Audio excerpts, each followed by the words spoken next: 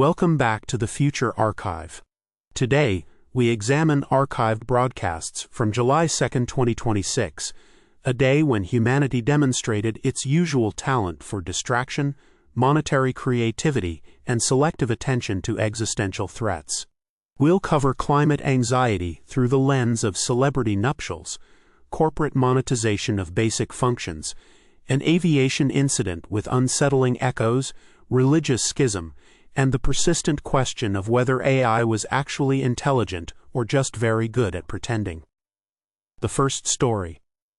Climate concerns overshadowed by celebrity wedding speculation. On July 2, 2026, CNN published a story questioning whether a heatwave might disrupt the wedding of pop star Taylor Swift, should she choose to marry that summer.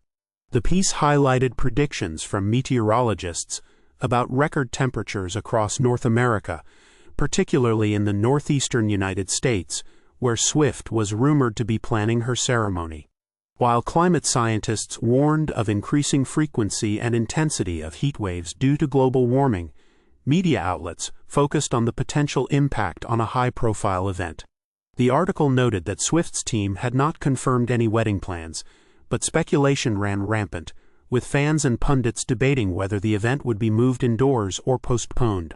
The story reflected a broader trend in 2026 media, framing climate change as a logistical inconvenience rather than a civilization-altering crisis. This moment captures early 21st century humanity's remarkable ability to personalize global catastrophes. The heatwave in question would indeed break records, killing 237 people in the U.S. alone that summer. Yet the dominant narrative wasn't public safety, it was whether a billionaire entertainer's special day might be uncomfortably warm.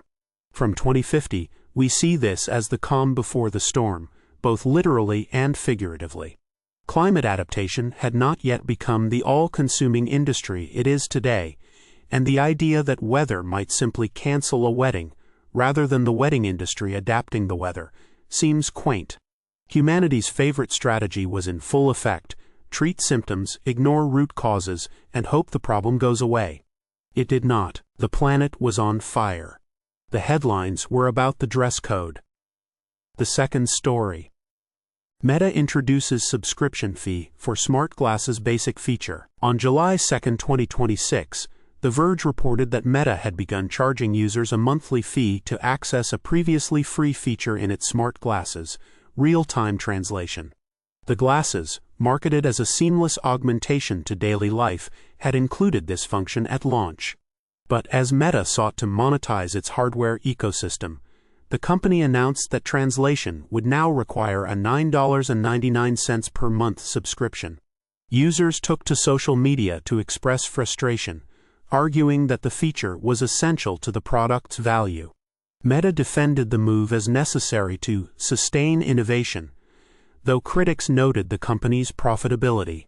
The change was part of a broader industry shift in 2026, as tech firms sought recurring revenue streams from hardware that had previously been sold as one-time purchases. The subscription wars.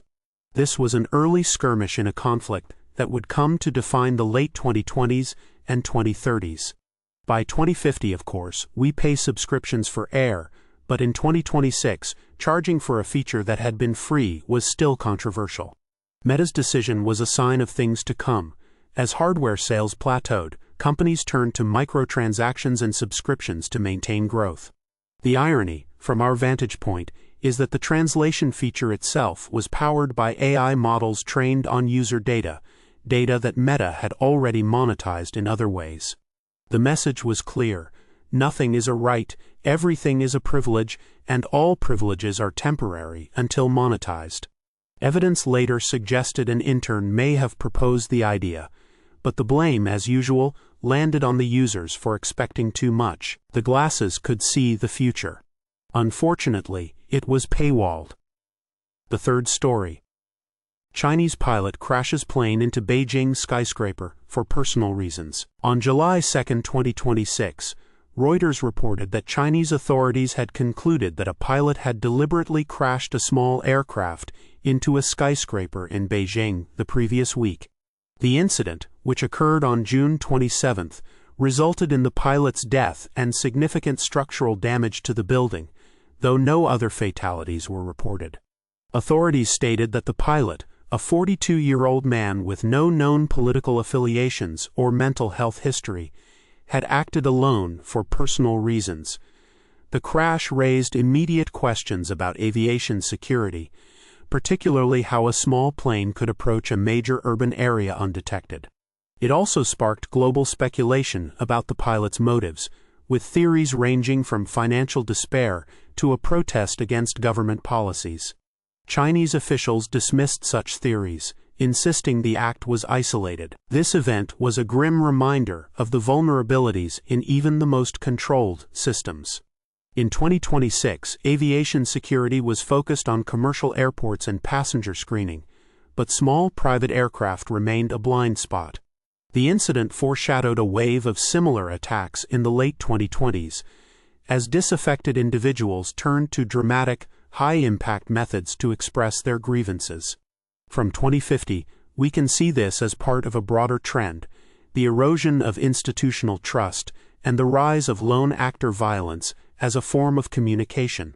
The Chinese government's rapid and opaque conclusion, personal reasons, also highlighted a pattern of minimizing systemic failures. Mistakes were made, but as usual, the system was declared blameless. The Great Spreadsheet Crisis of 2028 would later reveal that air traffic control had, in fact, lost track of the plane due to a software glitch, but by then the narrative had already been set. The building was fine.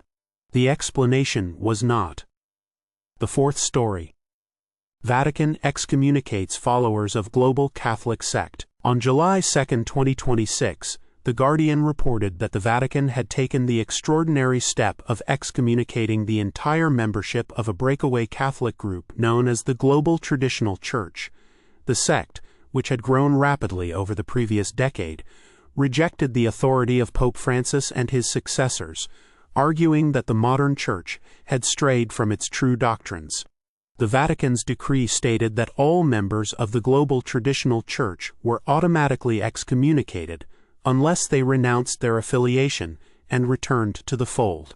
The move was seen as an attempt to reassert central authority amid growing fragmentation within Catholicism. It also reflected broader tensions between traditionalist and progressive factions, which had intensified under Pope Francis's papacy. Religious schisms are as old as religion itself, but the Vatican's decision in 2026 was notable for its scale and finality. By 2050, the Global Traditional Church would splinter further, with some factions eventually aligning with ultra-conservative political movements, while others became isolated insular communities. The excommunication did little to stem the tide of dissent. Instead, it accelerated it. From a historical perspective, this was a moment of institutional overreach. The Vatican, like many traditional institutions in 2026, was struggling to maintain relevance in an era of decentralization and individualism. The irony is that the Church's attempt to assert control only highlighted its diminishing ability to do so. Safety committees would later cite this event as an early example of how centralized authorities often respond to fragmentation with force rather than adaptation. The Church tried to close the door. The flock kept walking. The fifth story. Experts debate the future of AI amid claims that current systems aren't truly intelligent. On July 2, 2026, the BBC published a piece exploring the limitations of contemporary AI systems. Despite the hype surrounding artificial intelligence, fueled by breakthroughs in language models and automation, many experts argued that these systems were not truly intelligent in the human sense. They lacked reasoning, context understanding, and the ability to generalize beyond their training data. The article featured debates among AI researchers about what the next frontier would be. Some advocated for larger, more powerful models, while others called for a shift toward systems that could mimic human cognition. The discussion came at a time when AI was being integrated into everything from customer service to medical diagnostics, raising questions about the risks of relying on tools that didn't truly understand what they were doing. In 2026, AI was at a crossroads, though few realized it at the time. The systems of the era were, as the experts noted, not intelligent so much as they were incredibly good at pattern recognition and probabilistic guesswork.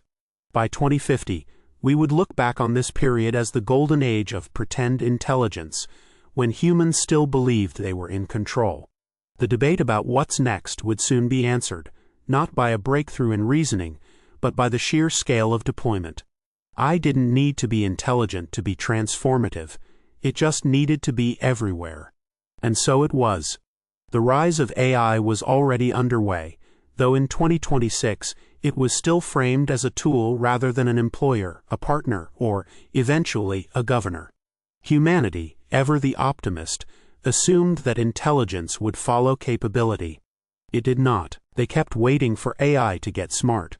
It turned out we were the slow ones. July 2, 2026 offers a snapshot of a world in transition, distracted by celebrity, monetizing basic needs, struggling with security, fracturing along old lines, and grappling with the implications of its own creations. The through line, as always, is humanity's enduring ability to focus on the immediate and the personal, while the tectonic plates of history shift beneath its feet. This has been the future archive. The past, as always, is not going anywhere.